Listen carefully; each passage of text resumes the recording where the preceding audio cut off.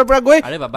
যেতিয়া গোটেইখিনি ভাল হিন্দু মুছলমানৰ কথাটো কিয় আহে হে আলী ৰহমান আৰু হুছেইনক কিয় এনকাউণ্টাৰ কৰা হয় হে মানে আপুনি গুৱাহাটীৰ পৰা 30 কিলোমিটাৰ দূৰত যাওক সোণাপুৰৰ সমতা নামৰ এটা ঠাই আছে আলী হুছেইন আকবৰে গৈ গোটেই 150 বিঘা মাটি দখল কৰি আছে তাত এতিয়া পুলিচ ৰিজাৰ্ভ হ'ব এই কথাসমূহ কোনে আলোচনা কৰিব কিয় নহব মই নিজে সন্মুখৰ পৰা এই সমস্যা দেখিছো পাকিস্তানে যেতিয়া পেহেলগাম আক্ৰমণ কৰিছিলে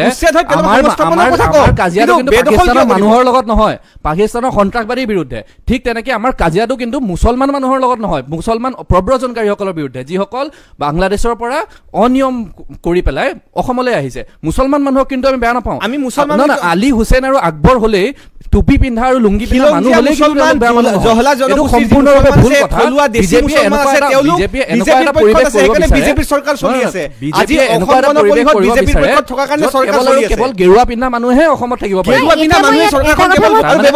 আলী আহমেদ কি মানুহ নহয় নেকি আলী আহমেদ ৰহমান কি মানুহ নহয় নেকি পিস্তল বিশেষকৈ ধন্যবাদ দিব মন যায় কাৰণ এআই অংকিতা আৰু আসাম সেট নামৰ যিটো স্যাটেলাইট এই কথাবিলাক আমি যিবিলাক পাতিব বিচাৰো এই কথাবোৰ পাতিব লাগে আসাম স্যাটেলাইট মানে আসাম সেট যেটো মুখ্যমন্ত্ৰীৰ এটা সপোন হে আসাম স্যাটেলাইট আৰু এআই অংকিতা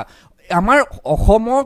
সমগ্ৰ ভাৰতবৰ্ষত পৰিচয় দিব পৰা এটা শক্তি থকা আসাম স্যাটেলাইট আৰু এআই অংকিতাৰ কথা পাতিব বিচাৰিলে আমি ভাল পাওঁ কিন্তু আমাক পাতিবলৈ আপোনালোকে বাধ্য কৰাই হিন্দু মুছলমান আৰু এই অযথা কথা বতৰাবিলাক বিজেপি অগপ সমৰ্থনকাৰীসকলে খুব ধুনীয়াকৈ এটা সপোন দেখুৱায় আচলতে ময়ো পৰহি ৰাতি সেই একেই সপোন দেখা পাইছিলোঁ মই পৰহি ৰাতি সপোনত দেখিলোঁ গুৱাহাটীৰ বানপানী সমস্যা ঠিক হৈ গ'ল অসমত থকা প্ৰতিজন ল'ৰা ছোৱালীৰ হাতত একোটাকৈ চাকৰি আছে অসমত যিবিলাক চৰকাৰী স্কুল আছে তাততো খুব ধুনীয়াকৈ পাঠদান চলি আছে সময়মতে মিড ডে মিল চলি আছে অৰুণোদয় আঁচনিৰ টকা সকলোৰে হাতত আহি পৰিছে অসমত কোনো ধৰণৰ সমস্যা নাই তাৰে পিছত যেতিয়া উঠি দেখিলোঁ যে আচ্ছা ইয়াতো সপোনহে আছিল তেতিয়াহে মোৰ মানে কিবা ৰাতিপুৱাটো বেজাৰ লগা যেন লগা হ'ল ভুল ধাৰণা গেৰুৱা পিন্ধা মানুহে চৰকাৰখন বনোৱা নাই এই একে কামটো এআইডিএফে কৰিছিলে বদৰুদ্দিন আজমলে যেতিয়া ধুবুৰীত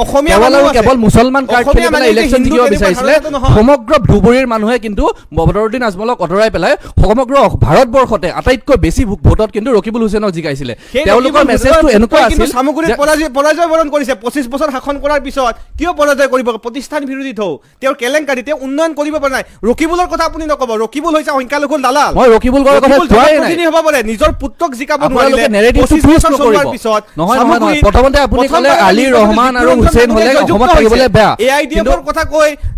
ধুবুৰীত যদি ৰকিবুল জিকিছে তাৰ কাৰণে চিন্তা কৰি ধুবুৰীখনটো অসম নহয় চিন্তা কৰাৰ প্ৰয়োজন বটদ্ৰৱাৰ কিয় জিকিছে তাত অসমীয়া মানুহ মই নগাঁৱৰ ল'ৰা আপুনি বটদ্ৰৱাৰ কথা কওক বদৰদবাৰ কথা কওক আপুনি আমি পাতিম বদৰদবাৰ কথা পাতিম আজি যে ধুবুৰীৰ কথা বাৰে বাৰে পাতে আটাইতকৈ মানুহে আটাইতকৈ বেছি ভোটত জিকাইছে কিয় জিকাইছে কাৰণ বদৰুদ্দিন আজমলে সাম্প্ৰদায়িক ৰাজনীতি কৰিছিলে মূল বিষয়টো হ'ল সাম্প্ৰদায়িক ৰাজনীতি ইয়াত ৰকিবুল আৰু বদৰুদ্দিন নহয় ইয়াত সাম্প্ৰদায়িক ৰাজনীতি মূল বিষয় মানে হিমন্ত বিশ্ব সাম্প্ৰদায়িক ৰাজনীতিৰ উৰ্ধত নেকি যেতিয়া গৌৰৱ গগৈ ৰেলী কৰি আহিছিলে গ্ৰুপ কংগ্ৰেছে যেনেকৈ আঠুৱা কম্বল বিলাইছিল নহয় বিজেপিয়ে আজিও এই তেনেকৈ 1250 টকাকৈ বিলাই আছে চৰকাৰে শিক্ষাৰ্থীক পইচা দিয়া নাই শিক্ষাৰ্থীয়েও গৱেষণা কৰি আছে চৰকাৰে কিন্তু বিনামূলীয়াকৈ এডমিশ্যন লোৱাৰ কাৰণে পইচা দিয়া নাই শিক্ষাৰ্থী এজনীকে ঠিকেই গৱেষণা কৰি আছে স্কলাৰশ্বিপ দিছে যাতে স্কলাৰশ্বিপৰ কাৰণে বেলেগকৈ পৰীক্ষা হয় কমি যাওক আৰু চৰকাৰৰ দায়িত্ব লওক জেআৰএফ টো মই ফেচবুকত কন্টেন্ট লিখি পোৱা নাই নহয় মইতো পৰীক্ষা দি পাইছো সেইটো আইটি সেলৰ কাম নহয় গতিকে আপুনি সেই কামটো অসন্মান নকৰিব জেআৰএফ কৰি অসমৰ বহু মানুহে পিএইচডি কৰি আছে আৰু সেই কামটো ফেচবুকত কন্টেন্ট লিখাতকে টান কাম গতিকে সেই কামটোক আপোনালোকে অসন্মান নকৰিব আৰু বিজেপিয়ে কৰিছে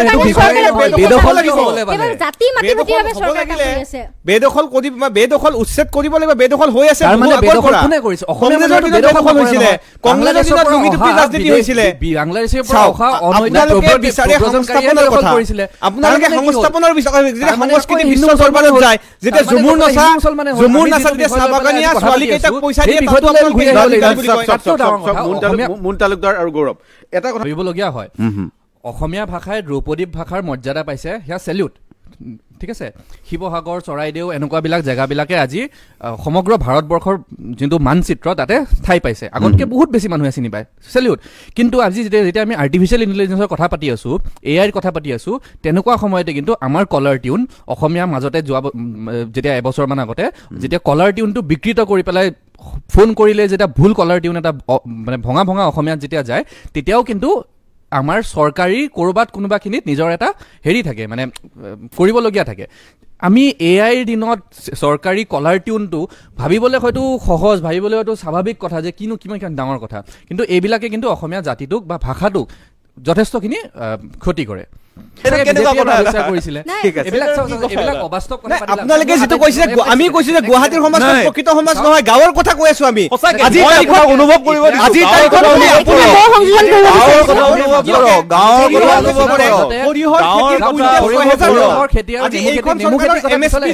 আটাইতকৈ বেছি আজি নিৰ্বাচনলৈ এটা বছৰো নাই, অহা বছৰ অসমত নিৰ্বাচন হবলৈ গৈ আছে। তাৰে ঠিক আগে আগে আজি অসমত শ্বুট এট চাইটৰ নিচিনা এটা পৰিৱেশ দেখিবলৈ পোৱা গৈছে। ধুবুৰীত মুখ্যমন্ত্ৰীয়ে স্বয়ং মুখ্যমন্ত্ৰী উপস্থিত হৈ ধুবুৰীত গো মাংস পোৱাৰ পিছত যেতিয়া কোনোবাই গো মাংস পেলাই থৈ গ'ল, এবাৰ নহয় দুবাৰ নহয় বাৰে বাৰে যেতিয়া এনেকুৱা কাণ্ড হ'বলৈ পাই আছে, মুখ্যমন্ত্ৰীয়ে শ্বুট এট চাইট ঘোষণা কৰিলে। অসমত এনেকুৱা এটা পৰিস্থিতি হৈছে,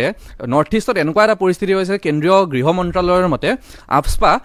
নৰ্থ ইষ্টৰ পৰা মানে লাহে লাহে কমাই দিয়া হৈছে। তেনেকুৱা ক্ষেত্ৰত অসমত কিয় এই ধৰ্মীয় মেৰুকৰণৰ ৰাজনীতিটো ইমান আমি দেখিবলৈ পাই আছোঁ, এইটো অতিকৈ দুৰ্ভাগ্যজনক। আৰু মই ভাবোঁ যে এনেকুৱা এটা সময়ত য'ত মানে আমি নিবনুৱা সমস্যাৰ কথা পাতিব লাগিছিল, ৰাস্তা পদূলিৰ কথা পাতিব লাগিছিল, ইণ্টাৰনেট মানে ঠিক ঠাক আমি পাই আছোঁ নে নাই তেনেকুৱাবিলাক কথা পাতিব লাগিছিল, আমি গৌ মাংস আৰু হিন্দু মুছলমান লৈ ব্যস্ত আছোঁ। আৰু তাৰ কাৰণে কেৱল কংগ্ৰেছ আৰু বিজেপি বুলি নহয়, কংগ্ৰেছ, বিজেপি, AIUDF আনকি প্ৰতিটো ৰাজনৈতিক দলেই তাৰ কাৰণে সম্পূৰ্ণৰূপে প্ৰতিটো ৰাজনৈতিক দলে দায়ী।